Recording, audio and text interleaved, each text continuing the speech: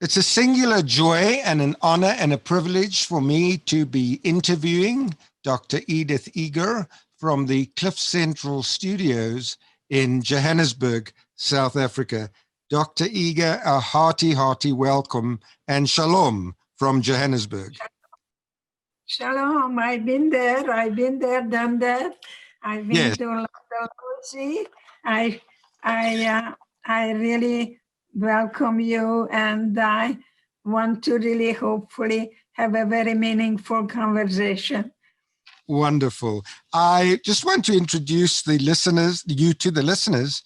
The year 29 September 1927 is the year that our planet was graced by one of the most remarkable human beings, Dr. Edith Eger, whom I have the honor of interviewing on the Gareth Cliff Show.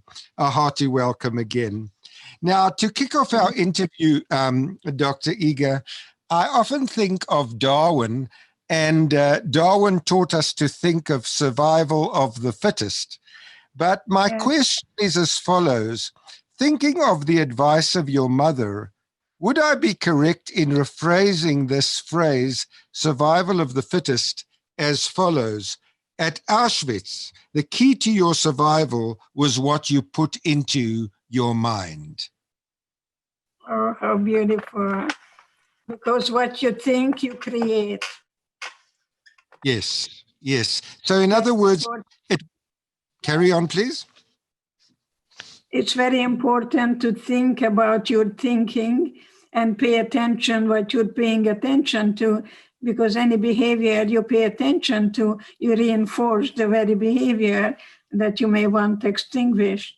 And that's why I think everything begins with our way to think about, even in Auschwitz, as an opportunity, not for recovery, but discovery, the inner strength, and the way you respond rather than react. Of course, you've often said that you were never a victim. And I think that's so important in your books, is that you've said you were victimized, but you were never a victim. I think it's so important to distinguish between the two. I'd love you to elaborate for our listeners. Well, there is a difference between a being and a doing. And the behavior is what I can change. But the being is that we were put here into this world. I kind of like to look at it that God sent a seed, and it's up to us what we use for water so we can bloom, so we can empower each other with our differences. Yes. And life is difficult, and suffering makes you stronger. It's just how you look at things. Yes. I don't want to minimize it, trivialize it, God forbid, or even deny it. But I know that I was told that I'm never going to get out of here alive. And I kept saying to myself, it's temporary. It's temporary and I can survive it. So I didn't have to allow the enemy to ever murder my spirit. That's what I bring you. That is absolutely incredible. Now, you made a very interesting analogy with watering and the seed, and you said that God gives us the seed. Now, many Holocaust survivors, ask the question, where was God at Auschwitz? And yet I've listened to your interviews very carefully, and you speak of God being with you in Auschwitz. I'd love you to elaborate for our listeners, please. Yes, my God was there with me to guide me from hatred to pity. And I decided that they were the prisoners, not me. Wow. So you see that it's how you think about it. I may give you a different perspective than people who are still holding on to the anger, because I want to have a good life. I want to have passion. I want to have joy. I want to have love. So I Yes. don't care about the chronological numbers. I'm 93. I live in a present. I can only touch you now. Wonderful, wonderful, wonderful. Now, I'm very interested. I mean, you danced for Dr. Mengele and so forth. And how did you muster up the courage to forgive a man who had murdered so many millions of our people? How did you actually do it? Because I just look at you every time I see you on YouTube or interviewed by Oprah, and I just see this glowing lady, one of humanity's choicest jewels. And how did you? What's the secret to mustering up that degree of courage, Dr. Eger? Well, I don't have any godly powers to really forgive, but I want to be free. So for me, that I want to have a full life. And if I still carry the anger and the hate, I am still a prisoner. So I don't want to give another inch. So I can live today to have 3 children, 5 grandchildren, and 7 great-grandsons. That's my Well, revenge, Hitler. well. And of course, one of your daughters is married to a Nobel laureate. Isn't that so in economics? Exactly. And he and my daughter was in Johannesburg, and my daughter spoke at one of the schools about how to grow up with an immigrant parent. Oh, She wonderful. was, Oh, wonderful. yeah. Now, Dr. Eger, one of the sentences which has really grappled my imagination is you said, I didn't need a Nazi. I had one in me. I'd love you to tease that thought out a little bit for our listeners, please. Well, you see, I didn't forgive myself that I survived. And even when I graduated with honors, I didn't show up for my graduation. I didn't wear the cap and gown because I said to myself, I don't deserve that because I'm alive and they are not. Wow. And I was not able to even celebrate the hard work that I put into the university. And when I was told that I'm graduating with honors, I had to put my cap and gown and sit at a certain place. And I never showed up for my graduation. So that's why I'm saying that perhaps the biggest concentration camp is in our own mind, and you find the key in your pocket. So it took me a long, long time, and I'm still not done. I have yet to arrive. I went back to Auschwitz. I had to go back to that lion's den and look at the lion in the face and reclaim my innocence and assign the shame and guilt to the perpetrator. And that's the work I do today about grieving, feeling, and healing. That's my calling today. I And think. you ever wake up at night having nightmares about your experiences at Auschwitz? Or have you been able to? You No, do? I do almost daily. I was saying the other day that I went to have steak at one of the wonderful places here, and I was walking on cobblestones, and immediately I was back, and we were, walking, and children were spitting at us and calling us, Christ killers, and I felt so sorry for those children that they were taught to hate me. But later on, I ended up working with German families at the military hospital, and a little girl came to me and jumped in my lap and called me Oma. So wonderful. there is hope in hopelessness, and Auschwitz was an opportunity for us to discover that life is from inside out, and not wait for anyone to make you happy, but to be able to love yourself, get up in the morning, and look at maybe life as just one day. The morning sunshine will not come back. And in Jewish way, there is a wonderful museum, as you know, that was built by a survivor in Sydney. And, and you know, it's good to say we Jews do that you give while your hand is warm. Wonderful. And Jewish people give. And I was really in Vienna at the Rothschild Hospital that was supported by the American Jewish population. So I think it's very important to look at our ancestors, that they didn't have it as good as we do, and they never gave up. Yes. I never, ever even thought of giving up in Auschwitz. That is absolutely incredible. I mean, even when you danced for Dr. Mengele, you never once thought of anything but the opera house, I think, in Budapest. That's incredible. Yes. And I am dancing the Romeo and Juliet.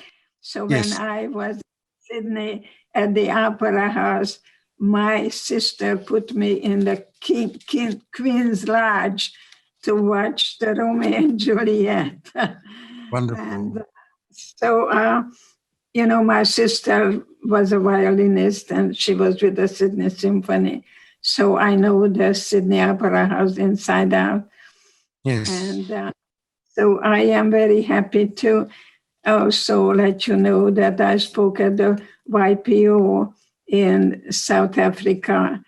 And I was in Cape Town and Johannesburg and carry beautiful memories. Yes. You mentioned Christ killers, and I'm very interested in that because I'm a very different kind of Jew. I'm a Jew who decided to embrace the unconditional love and forgiveness of Jesus in 1976. So one might call me a Messianic Jew or whatever name you wish. But I've often been called a traitor. In fact, I've been likened to Mengele in the sense of I'm a professor of astronomy. And when I give lectures on astronomy, people say if they send their children to hear me, it's the same as Mengele giving a lecture on medicine. What is your personal view, Dr. Eger? I know of no greater person with a greater sense of compassion than yourself. Do you believe that a Jew who follows Jesus is a traitor to their race? Of course not. Jesus was a Jewish boy, and he became a role model of unconditional love. He said, love thy neighbor as thyself. Yes. You see, self-love is self-care. It's not narcissistic. I think he also told us, especially when the woman committed adultery, he didn't punish her. He told her to go home and don't do that anymore. You know, so I think Jesus was a Jew, born a Jew, died as a Jew. I think it's really important for us to embrace each other and form a human family that we can survive finally on this planet. Why do you think there's so much hate? I mean, I'll never forget when I first made that decision to follow Jesus, the hatred that my parents had to experience, and I was regarded as an absolute traitor to my race. Why do people thrive on so much hate and not practice unconditional love? Well, I think it's important to know that we're not born with hate. We learn it. We're born with joy. We're born with love. We're born with passion. And it's impossible to have that while the hate takes over. I never told anyone in Auschwitz that I prayed for the guards because I would have been a traitor. So I kept it a secret. I never told anyone, not even my sister who was with me, because she said there is only one German, a dead German. And even when I asked her to come back with me to Auschwitz, she told me I'm an idiot and I'm a masochist. It's just really not what happens, is the way we view it. Yes. I think it's very important for you, when people talk like that, take a deep breath and say, the longer they talk, the more relaxed I become. You take the negative stimuli, never take it personally, because it's not about you. All you have to do possibly is put an I in front of it, and people are giving you their opinion. So you thank them for it. Yes. Never deny their truth. Deny their truth. If someone tells me the Holocaust didn't exist, yes. and Ahmadinejad did that, and Plato said, and I'm sure Ahmadinejad did not read Plato. I did, because my mother told me, I'm glad that you have brains because you have no looks. So I became a little scholar and read Plato, who said, you have to think of a lie. It has to be a big one. And then you repeat it until people believe it. So our biggest enemy is ignorance. You have to question authority and never blindly adhere to authority. Yes. That's what Hitler did, call the Jewish people a pariah. That's what, Max,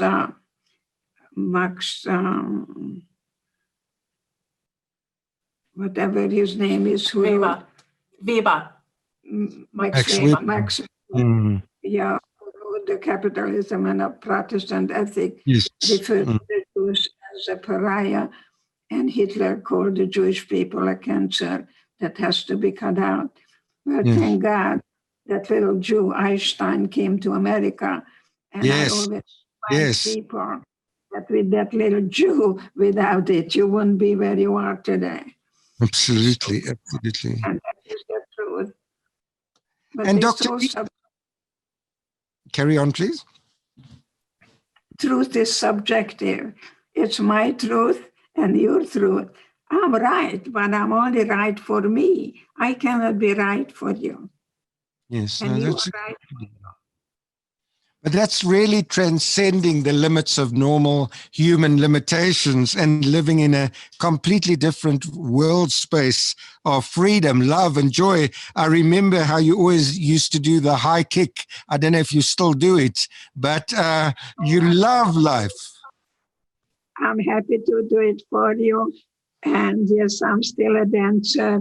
I work with couples, and opposites attract, and then they drive each other nutty because they want to change each other.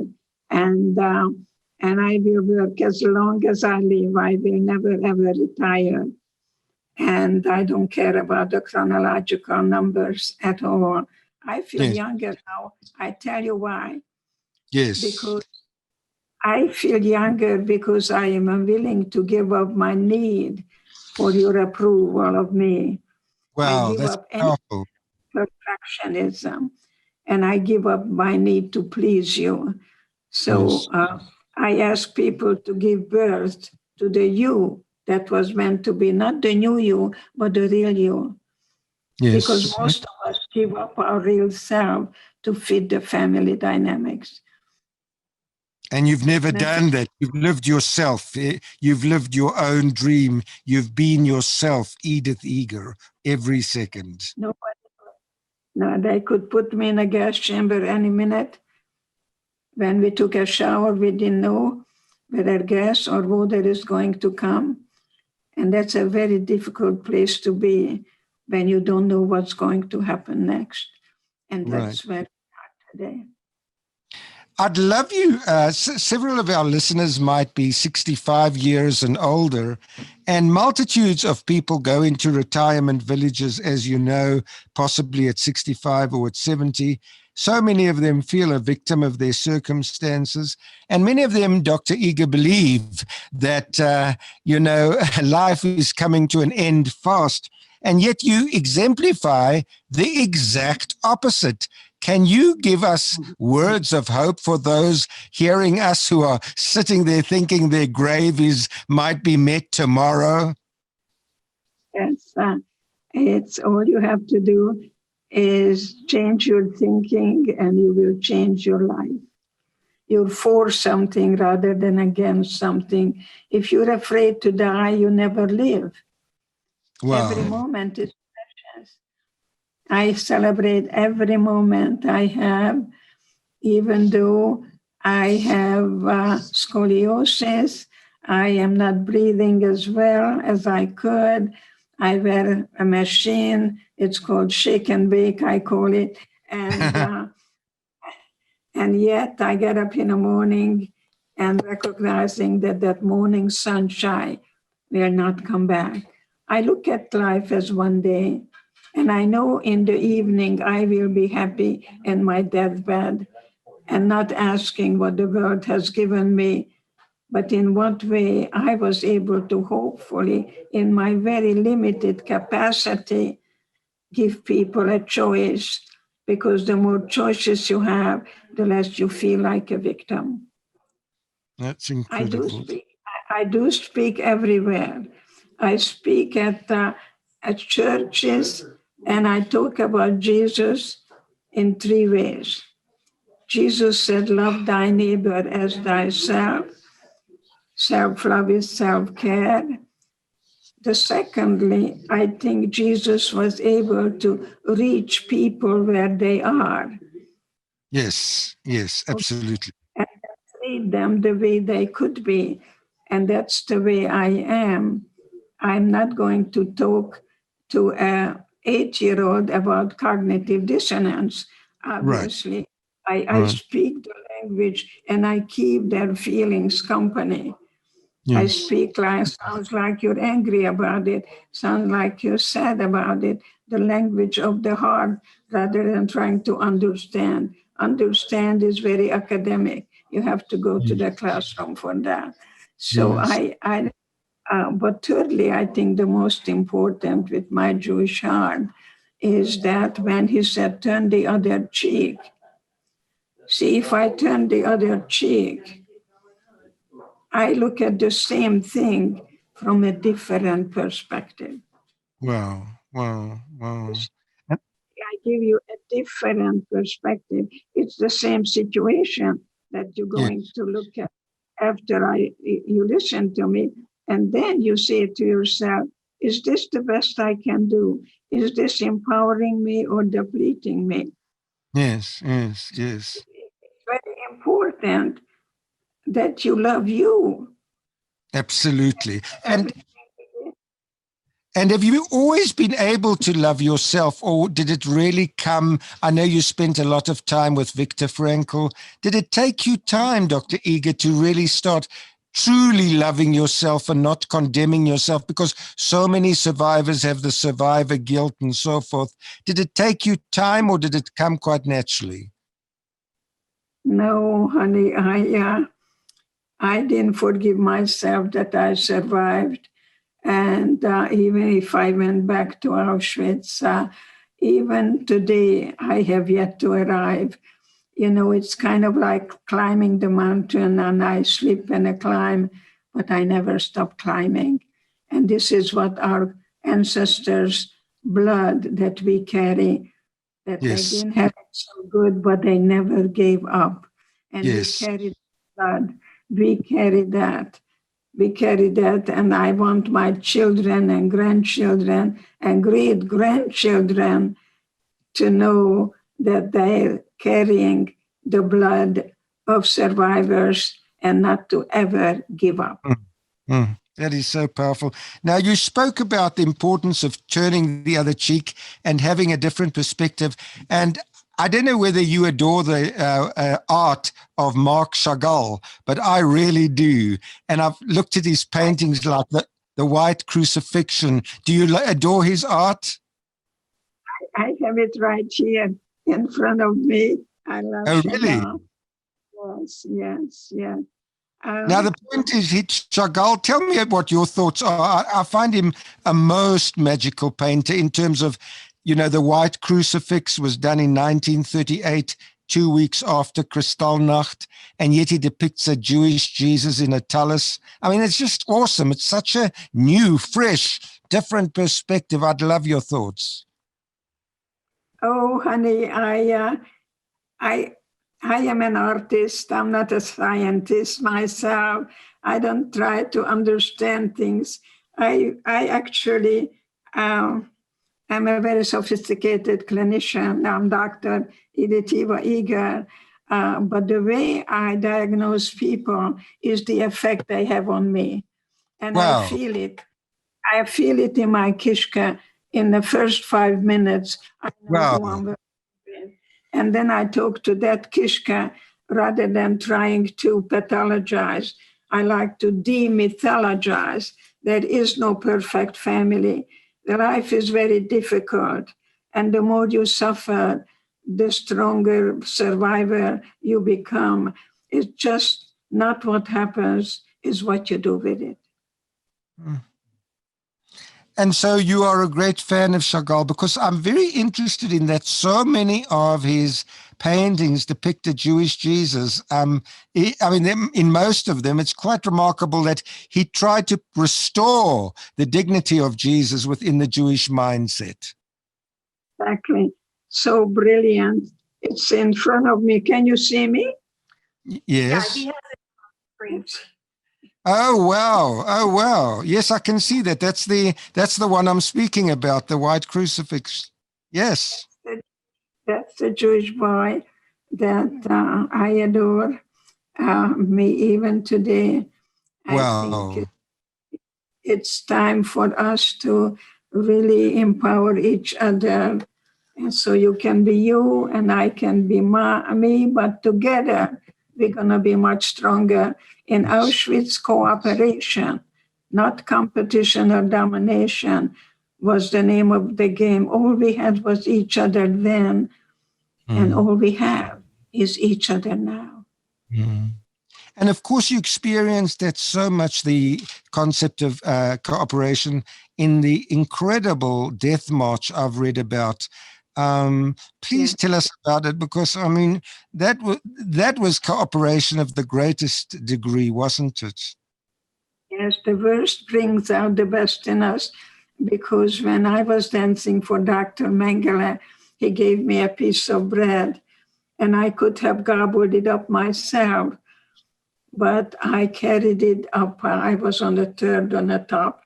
So I climbed up and I shared my bread with the girls. And when I was in a death march from Mauthausen to Gunskirchen, it's called the death march, because if you stopped, you were shot right away. And I was slowing down. I'm slowing down. I'm talking to God. I don't think I can do it anymore. And the girls that I shared that bread with came and formed a chair with their arms, and they carried me so I wouldn't die. Isn't that amazing? That's incredible. That's absolutely incredible. We always talk about all the horrors, but the discovery of death, marvelous strength, that somehow I have to go beyond the me, and commit myself to someone other than myself. That is so beautiful, because, I mean, when you were discovered alive, I think you weighed 70 pounds, which is about 30 kilograms, and you had a broken back. Isn't that correct? That's very correct. And yet, even though I couldn't walk, I was observing people going through the gate, and in no time at all, they would come back. I did work with Eric Fromm myself, and he talks about escape from freedom. You see, freedom comes with responsibility. We were free, but we didn't know what to do with that. So people would come back. So if you read about positive psychology, we talk about learned helplessness. We did that. People would come back and sit down because we didn't know what do I do with that freedom. Yes. I remember just sitting there observing other people, and we're free. And yet, what now? What now? Yeah. It's amazing just to, in other words, how to actually embrace the freedom with love and fly and soar as an eagle. That's right. Yeah, not like a duck sitting and making poo-poos. Yeah. No. Yeah. You know, I've often watched in your interviews how you hold people with their hands. And I just think it's incredible that those hands held Magda and others in Auschwitz and yet have overcome and yet have never given up and yet have looked up and yet have said, no, the best is yet to come. You got it. You got it. There is always light in the end of the tunnel. And that's where we are. We're going through the shadow of The valley of the shadow. The valley of the shadow of that. But Yes. don't get Yes. stuck in that. Yes. Don't get addicted to anger. And just Yes. remember there are a lot of other emotions under the anger. Once you are angry, you're bankrupt because you Wow. gave your power away to someone. Wow. Make me angry.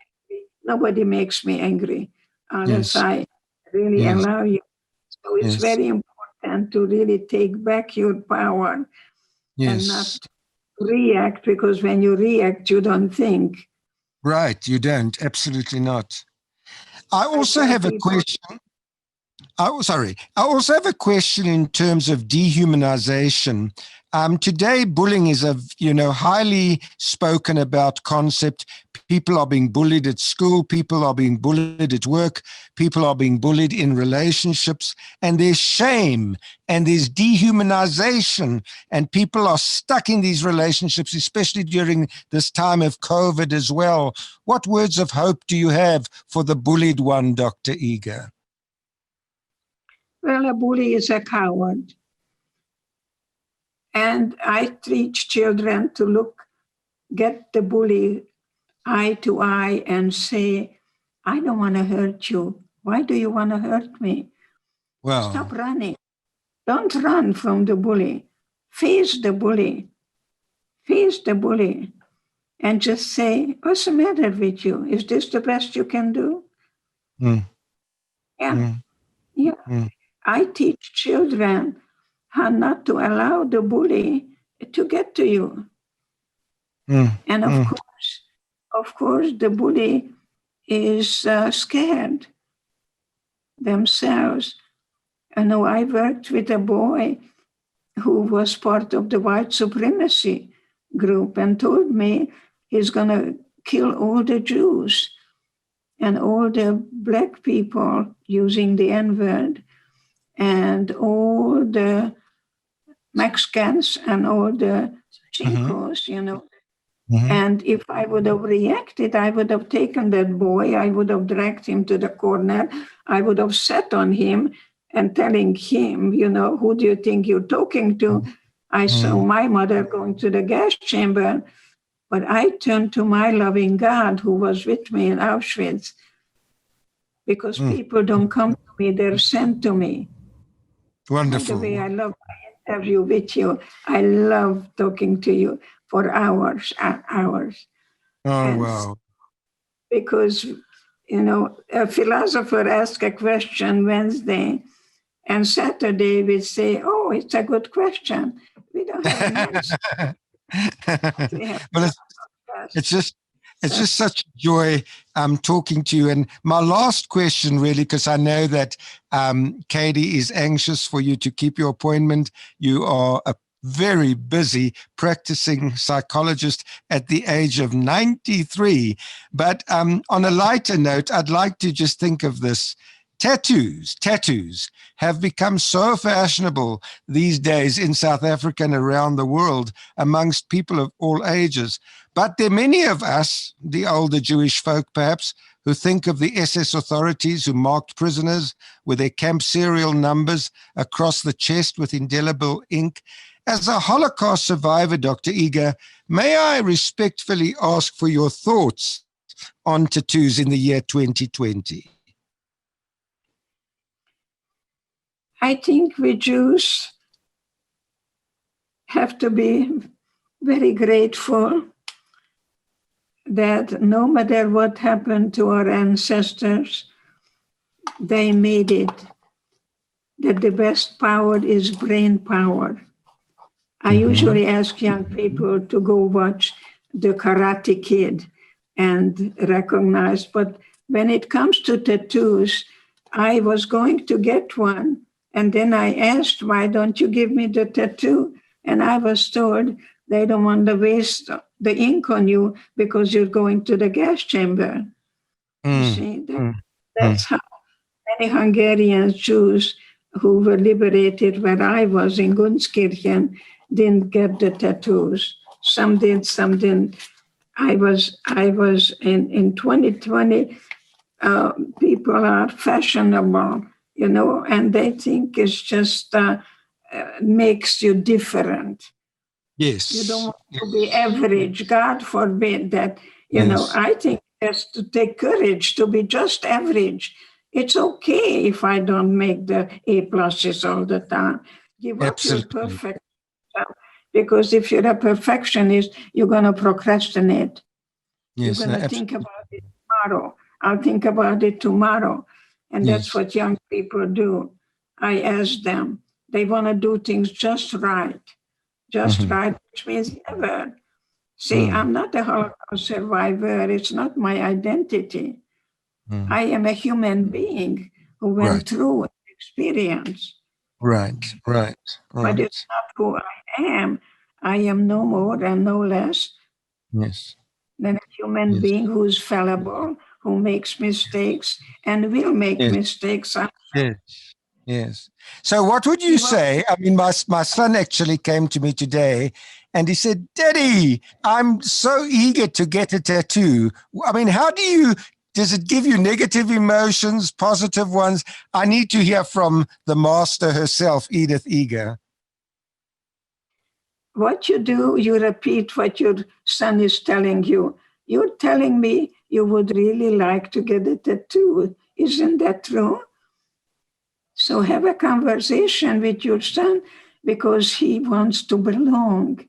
And this would be a ticket of admission to a certain group of people. Are they going to go to college? Are they going to get a PhD?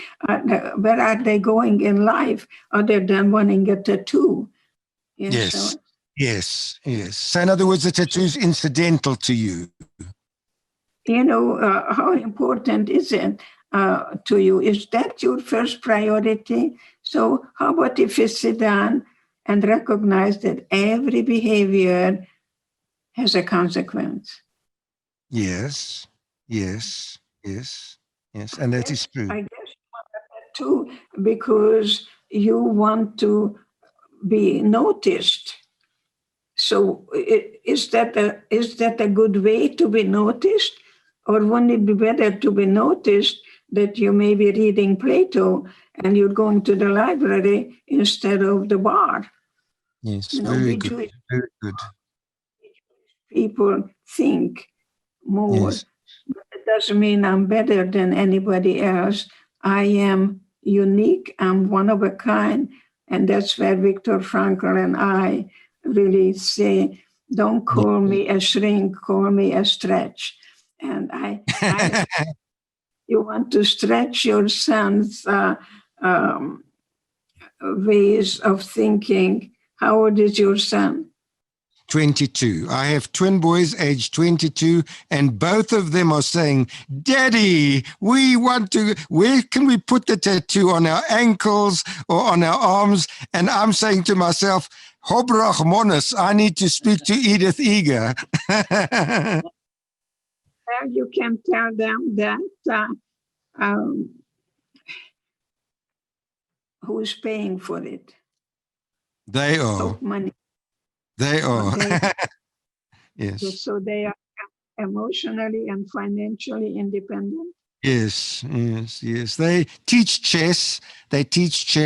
My one son adores paramedics. My other son is delved into property studies, a real little genius there.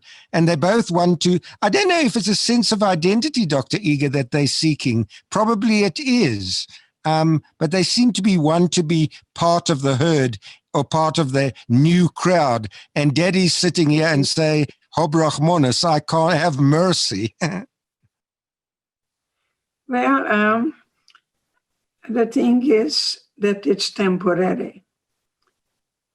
And you may say, that's the way you want to be identified? Wouldn't it be better if you pick up an MD and then you can hire PhDs and then you can sit in the boss's chair? Yes. Do you want to be a leader or a follower? Yes. Very good.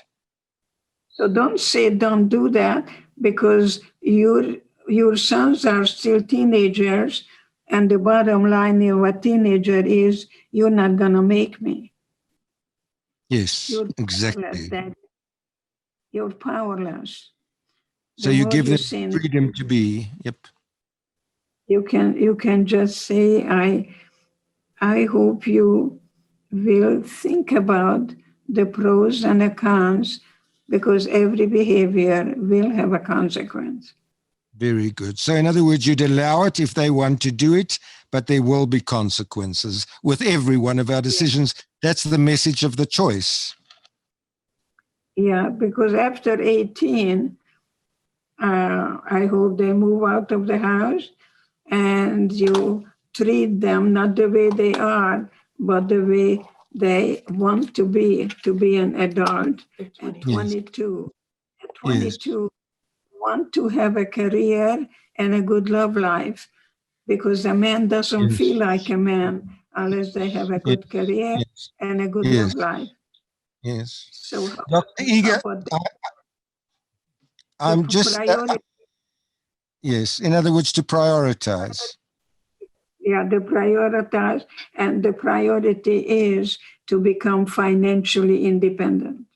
That's very, very good. Dr. Eger, I have one wish, and I know that Katie's listening in, of course.